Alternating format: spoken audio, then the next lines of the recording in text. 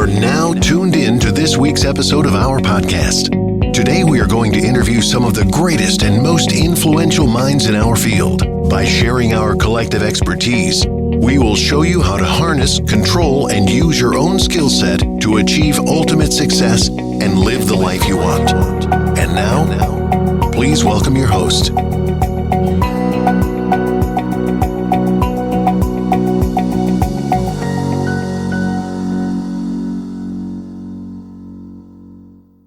This is The Backstory with Omobola Stephen. It's a balanced, objective, unbiased and disruptive conversation on government and politics.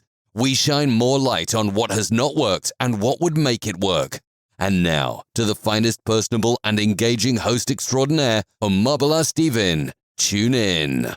On the show once again, this is Omobola Stephen. You're also on the Backstory with Omobola Stephen. Now, on the Backstory, we would like to focus on what has not worked and what will make it work, focusing on government and politics with other subtopics on environment and also society and culture. Today, I have Joyce Siegal, who is a documentary filmmaker and podcast host, whose goal is to make the world better for everyone. Hi, George. Welcome to the show. Hi, Omobola. Thank you so much for having me. Thanks for joining me on the show. Now, George, you've covered countless stories about people who lost everything in disasters. I'd like you to share with me a personal true life experience in this respect. Well, in my most recent documentary film, The Last House Standing, we went to Mexico Beach in Panama City, Florida, where people were wiped out by a Category 5 hurricane. And it was it's disheartening and sad to see people that have lost everything that they have, and the road to recovery after a disaster is a very long one. People don't realize if your house is destroyed and you're starting over with nothing, you don't just get a new house the next day. People don't just come out and fix things right away. You go into a system where your insurance company has to file, they have to receive the claim, then they have to agree to pay the claim, then you have to go through the process of rebuilding your house, buying all your items again. And it can take years. Some people never recover from disasters. And it was very sad to hear those stories. We also interviewed people in Malibu, California that lost their homes in a wildfire out there.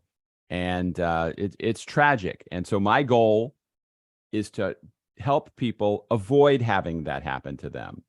How can a disaster hit you, but not completely derail your life and screw up your life? And that's what I'm trying to do. Awesome. Now, talking about natural disasters and assessing hazards and risk, I'd like us to talk about this. How can homes withstand this natural phenomenon? Or let's say some man-made. It depends. So much of it is hard to control. If you look at the United States, we have some of the most active weather patterns of anywhere in the world. Each area of the country has its own disaster. And so you say, is it natural or is it man-made? Well, man is now moving into more areas that are back in the woods, right by the water, out in the open spaces of the middle part of the country. So we're putting ourselves in the bullseye for a potential disaster. And then we act surprised when a disaster happens. Well, we're not doing everything we can to make ourselves as safe as possible. So we're setting ourselves up to be victims. And it happens all the time. I'm guilty of that. I live in Tampa, Florida. I live in a flood zone. I live in an area that could have got a major hurricane last year if Hurricane Ian had hit us, and we would have possibly been wiped out. So we all take risks. The question is, how prepared are you for it? Oh, really? Now, still talking about natural disasters, how can it impact a home's value? I'm sorry. Can you ask me that again? How do natural disasters, how do they impact the home's value? How does it impact the homeowners? Yes, well, home value. Our connection is really bad. Okay. I'm not hearing your question. Okay, how do natural disasters, how does it impact a home's value? The value of a home? I think it has a major value depending on what happens. So, for example, if you live in a $5 million house on the beach, and it gets wiped out, well, there's now a record that house is vulnerable and can get wiped out. Now, I think people have short memories. So if you rebuild, maybe you get your money back. Maybe you make money. If it depends on what happens around you in the other areas. But a lot of people lose the value of their house. We interviewed one woman who lived in a duplex in Panama City, and the unit next to her was completely destroyed and hers was badly damaged. Well, a developer came in and paid the neighbor was the other part of the duplex like pennies on the dollar. And who knows what they're going to do with it? Well, the woman we interviewed cannot rebuild her property because they're not rebuilding their property. So her investment is now worth nothing. And it really depends on where you are and what the result is of that disaster. But I would imagine a lot of people lose an incredible amount of value in their property. And a lot of people have older homes and it costs a lot more to rebuild it. So I may live in a $300,000 house, but the houses around me are now $2 or $3 million. So my house gets destroyed. What am I putting back on that lot? It's a very tough situation if you don't think those things through and understand, what would my path back be? Am I buying this inexpensive house or living here, knowing if it is destroyed, I'm starting over? You know, you have to understand what your risks are. And I would venture to say that most families don't sit and have that meeting. Hey, what are we going to do if a disaster hits us? They probably never talk about it. All right, so that means that's what we ought to be talking about now. Now, isn't it a good idea to review what homeowners insurance covers when it comes to applying for homeowners insurance policy? Can you talk about that? Absolutely. We talked to the morning show host of a radio station in Panama City, and he got call after call from people after Hurricane Michael that said they had never read their insurance policy.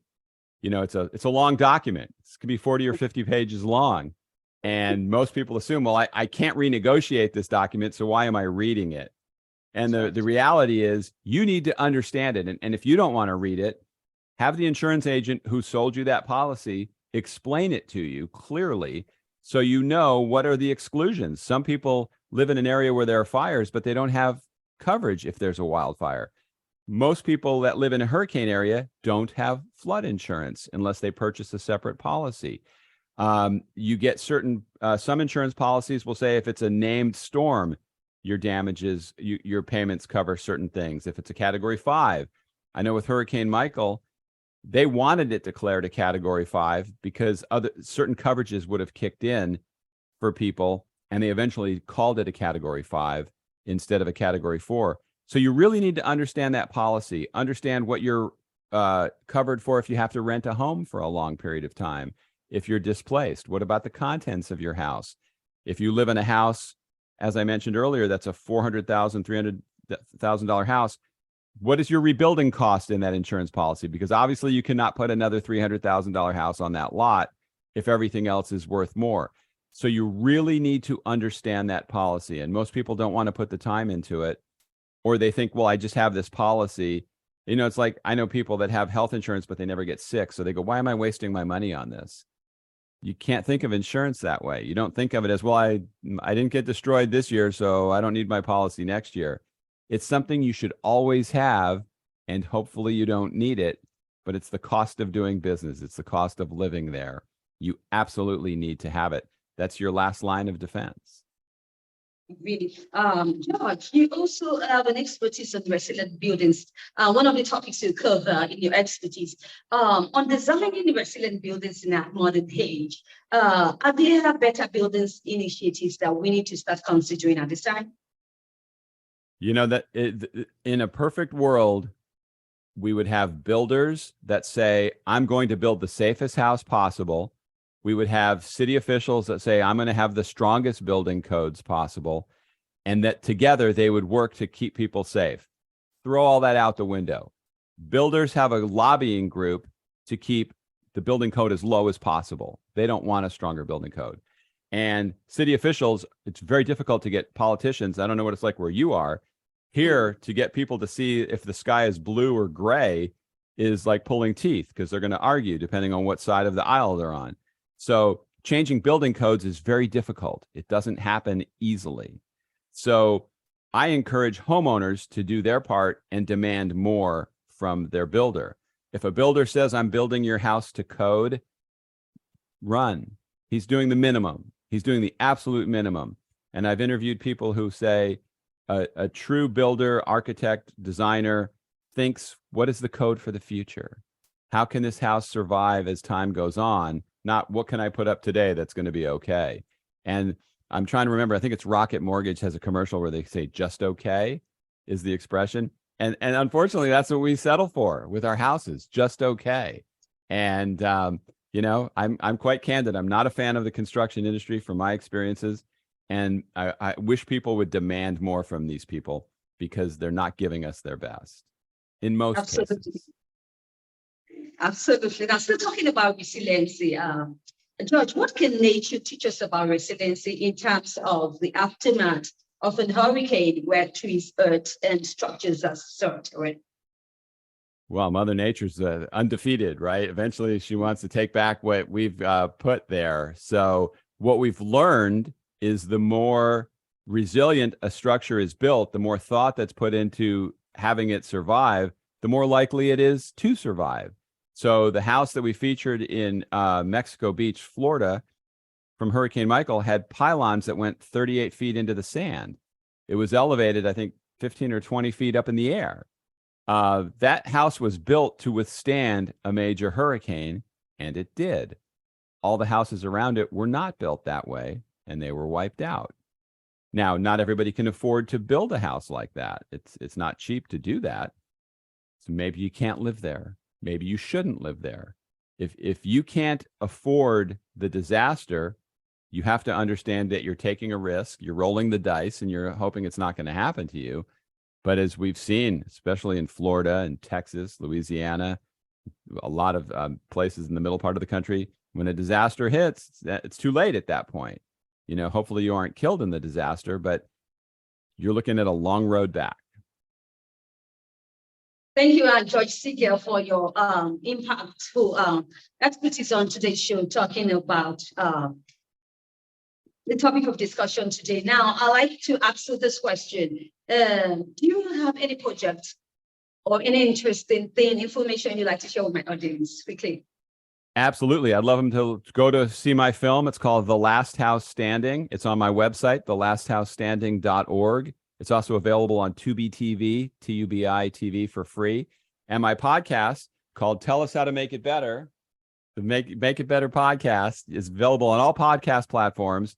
Just search Tell Us How to Make It Better. And we talk about warning signs and solutions for homeowners so you can avoid having a disaster happen to you. And I hope everyone will check it out. Awesome. Thank you for that. Beautiful. I wish you best of luck in the projects you have and subsequent ones. Thank you so much George, for having me on. Appreciate it. Sure. George, do you have any passing words you'd like to share with my audience? And also you can share your social media and just on your website, if any. Yeah, my podcast website is tellushowtomakeitbetter.com, and my film website is movetheworldfilms.org. We're starting up trying to raise money for a couple films we want to make in the immediate future. So I'm working on that. I hope to have some announcements of that coming up soon. And, my other passion, like you, is podcasting. It's tough to get people to go listen to a podcast. Very competitive. There's 50 million people doing them.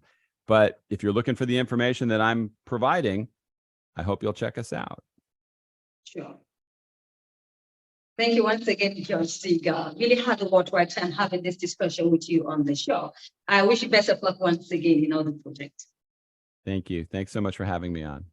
All right. Now, if you'd like to catch up with any of these episodes of the Backstory with Omobola Stephen, you can check it out on my website, www.omobolastephen.com, or any cross promotion platforms or distribution platforms about me, and you have an amazing time. I need you to stay safe with all my love patterns. Bye for now.